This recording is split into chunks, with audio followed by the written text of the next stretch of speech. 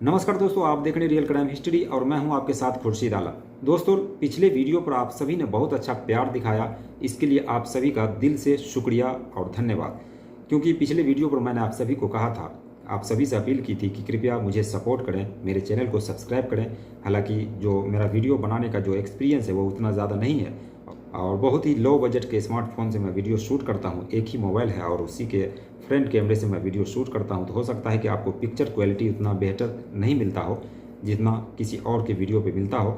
तो जब तक आप सपोर्ट नहीं करेंगे तो हमारा हौसला नहीं बढ़ेगा और हौसला बढ़ेगा तभी मैं अपने आप को इम्प्रूव कर पाऊँगा। साथ ही आप मेरा बैकग्राउंड भी देख सकते होंगे कि किस जगह पर मैं वीडियो बनाता हूँ बैठ करके। बहुत ही तंग जगह है और रात में जग करके मैं 3 बजे सुबह में ये वीडियो रिकॉर्ड कर रहा हूँ। तो ये भी एक मजबूरी रहती है क्योंकि मैं जहाँ पे काम करता हूँ वहाँ पे बहुत सारे लोग काम करते हैं और दिन में जो है वो फुर्सत मिलती नहीं। दिन में सब लोग काम करते रहते हैं, शोर शराबा होता है, तो इसीलिए दिन में वीडियो जो है शूट करना मेरे लिए पॉसिबल नहीं है। तो इसलिए मैं रात को ये वीडियो शूट करता हूँ। तो आप सभी का बहुत बहुत शुक्रिया एक बार फिर से। चलिए कहानी की शुरुआत करते हैं। कहानी बड़ा ही शर्मसार कर देने वाली है दोस्तों, क्योंकि ये कहानी एक मौलाना की है। एक मौलाना ने एक लड़की को, जिसको वो पढ़ा रहा था, उसी लड़की के साथ इस तरीके से दुष्कर्म करता है कि वो लड़की प्रेग्नेंट हो जाती है और वो उसके पास अभी जो है 4 साल का बच्चा भी है और वो लड़की अभी भी दर दर की ठोकरें खा रही है। तो कहानी मुजफ्फरपुर बिहार की है। मुजफ्फरपुर का एक जगह है, गांव है कटरा। उसी कटरा में रहने वाली एक लड़की जो उस गांव के मस्जिद में वो पढ़ने के लिए जाया करती थी। एक मौलाना होता है, आप सभी को पता होगा कि मस्जिद में एक मौलाना को रखा जाता है जो अजान देते हैं और फिर बच्चों को भी पढ़ाते हैं। तो पढ़ने के लिए वो लड़की जाया करती थी, नाबालिग थी लड़की।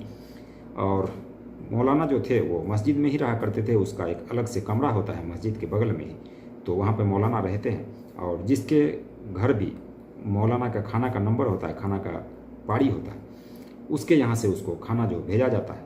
तो उसी तरीके से ये लड़की जो है वो खाना दिया करती थी हर महीने। जब भी उसका जो नंबर उसके यहाँ आता था, खाना का नंबर, तो वो खाना पहुँचाया करती थी। एक दिन ये लड़की खाना लेकर जाती है, रात का समय था, रात के 9 बज रहे थे।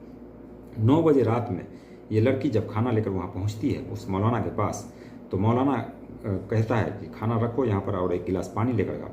1 गिलास पानी वो लेकर के आती है, जिसके बाद मौलाना ने जो उसके पास कुछ ऐसी नशीली पदार्थ थी उसने पानी में मिलाया, उस लड़की को पिला दिया बहला फुसला करके। वो लड़की भी पी गई पानी और लड़की इंतज़ार में थी कि मौलाना कब खाना खाएंगे, प्लेट वगैरह लेकर के चली जाऊँगी।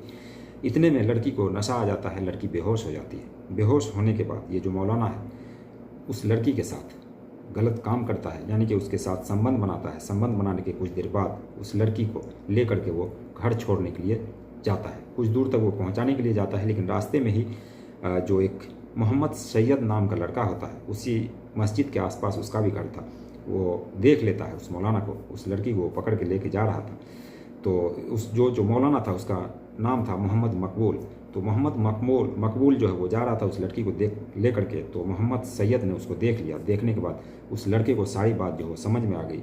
अब अगला दिन आता है। अगला दिन आने के बाद फिर से उसी तरीके से उस लड़की के साथ जब भी वो पढ़ने के लिए आया करती, उसके साथ वो वही रवैया करता, रात के समय में खास करके ये करता। और उसके साथ साथ ये जो मोहम्मद सैयद था लड़का, जिसने देखा था मौलाना को ये गलत करतूत करते हुए, उसके साथ वो भी किया करता था।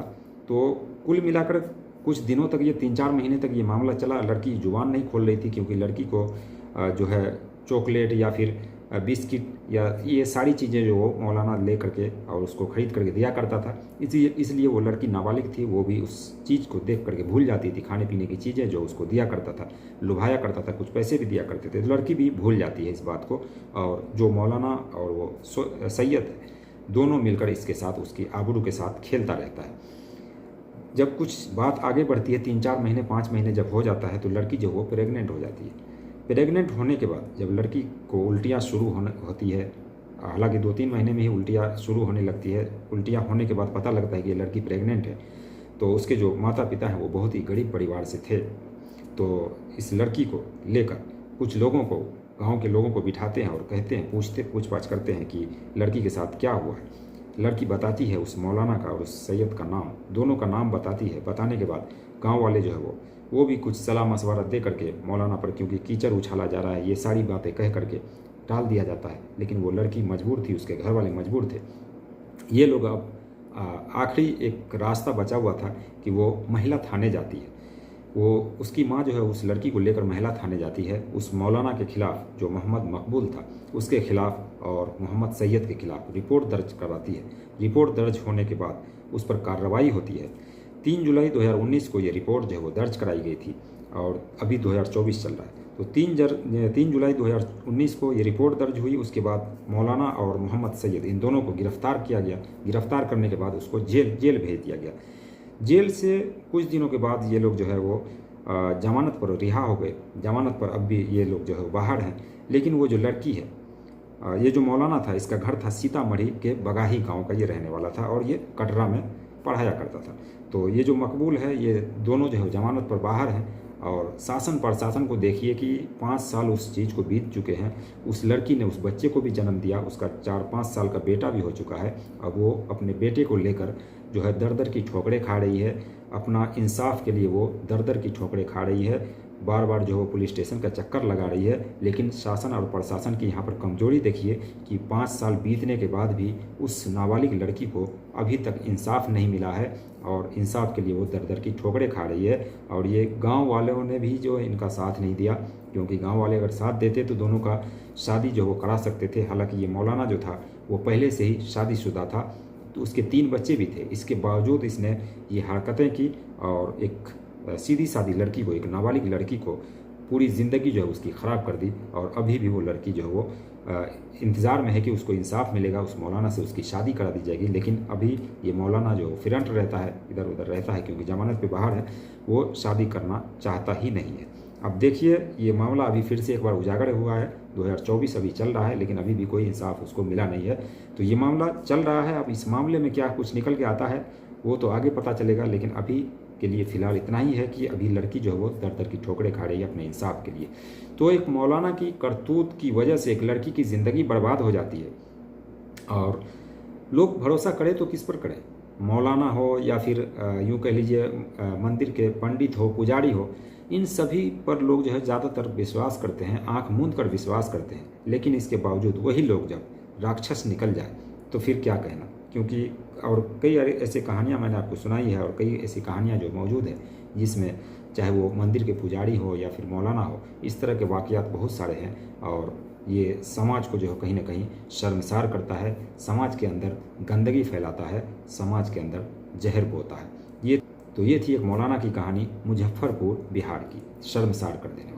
बाकी इस कहानी को लेकर आपके मन में जो भी सवाल हो, जो भी डाउट हो, कमेंट सेक्शन में ज़रूर बताइएगा।